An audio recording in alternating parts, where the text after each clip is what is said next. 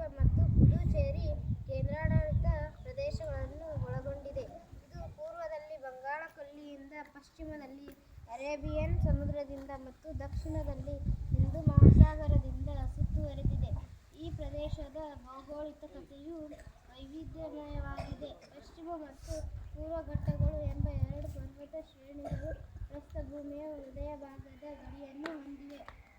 ಗೋದಾವರಿ, ಕೃಷ್ಣ, ಕಾವೇರಿ, ಪೆನ್ನಾ, ತುಂಗಭದ್ರಾ ಮತ್ತು ವೈಗೈ ನದಿಗಳು ಪ್ರಮುಖವಾದ ನೀರಿನ ಮೂಲಗಳಾಗಿವೆ. ಚೆನ್ನೈ, ಬೆಂಗಳೂರು, ಹೈದರಾಬಾದ್, ಕೊಯಮತ್ತೂರು ಮತ್ತು ಕೊಚ್ಚಿ ಈ ಪ್ರದೇಶದ ಅತಿದೊಡ್ಡ ನಗರ ಪ್ರದೇಶಗಳಾಗಿವೆ.